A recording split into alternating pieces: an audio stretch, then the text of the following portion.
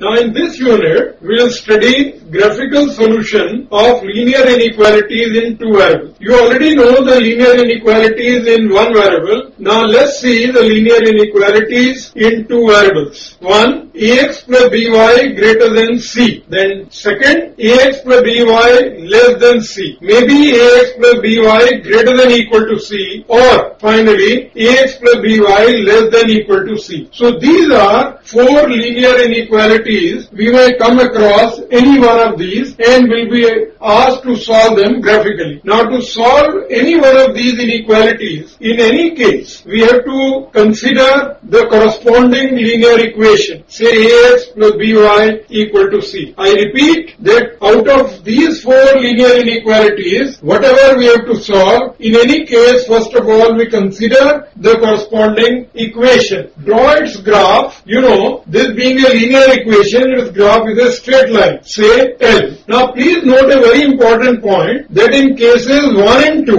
when you have either less than or greater than only, in that case, the line L will draw a broken line or dotted line. Why? As the points on the line are not to be included in the solution of the inequality. I repeat, in cases 1 and 2, that is, where it is ax plus by greater than c, only greater, not greater than equal or less than c, then the graph of the corresponding equation ax plus by equal to c is a line, but we will draw it only a dotted or broken line because the points are not included in the solution set. But in cases 3rd and 4th, the line L will draw a continuous dark line since the points on the line are included in the solution of inequality. Now look at it graphically. Say in cases 1 and 2, as I mentioned, let's say this is the graph of ax plus by equal to c, but because it is ax plus by greater than c or less than c, the line, this line, let me call it say L1, will draw only dotted. But in cases 3rd and 4th, suppose this is the graph,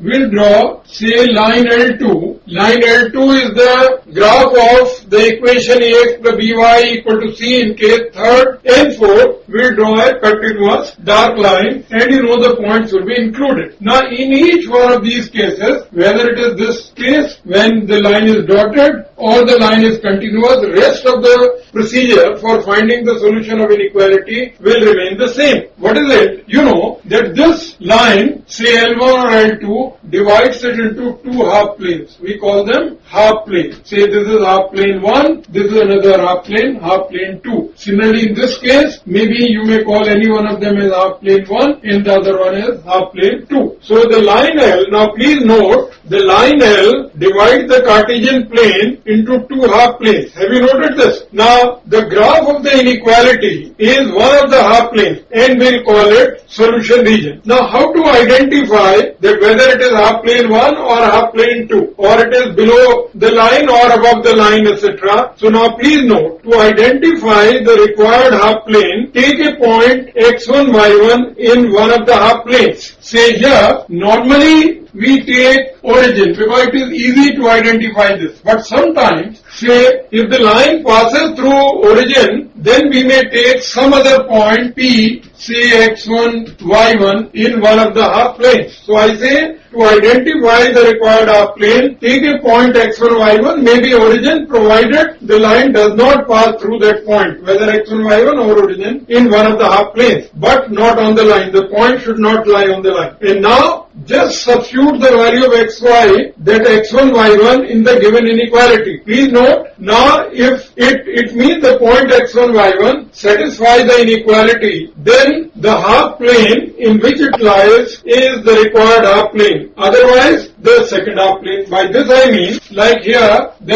x1, y1 lies in half plane 1. If we replace the value x1, y1 in place of x and y in the inequality, and that makes it true, then this very half plane is the required solution. And in this case, if the line is broken line, the points are not included. included. And now let's suppose in case 2, if this point P, I have chosen a point x1, y1 and it does not satisfy the inequality, then the other half plane, say half plane 2, is the required half plane or the solution region. Now let me take an example. Here I am taking question 1 from the exercise. He says solve the following inequality graphically in 2-dimension plane. Obviously in 2-dimension plane. What is the given inequality? A very simple one. X plus y less than 5. What is the procedure we discussed? That first of all, okay, let me call the inequality as 1. This is the given inequality whose graph we have to draw or the solution region we have to identify. As I mentioned, what is the first step? In any case, you consider the corresponding equation. That is whether it is less or greater, less than equal to or greater than equal to. Any one of the 4 cases, we will take x plus y equal to 5. Consider the equation. Draw its graph. How do you draw the graph? You take few points. Let's make a small table if you so like. You know, the line intersects the x-axis where y is 0 and the line intersects the y-axis when x is 0. So you should possibly take these 2 points. If I take x as 0 here, what is the value of y? 5. And if I take y is 0, then what is the value of x? 5. It is not always necessary that you get 0, 5 and could be different. And we may take one more point. Suppose I take x is equal to 2. It's easy for you to work out that the value of y will be 3. Now let me first of all draw this on the coordinate axes.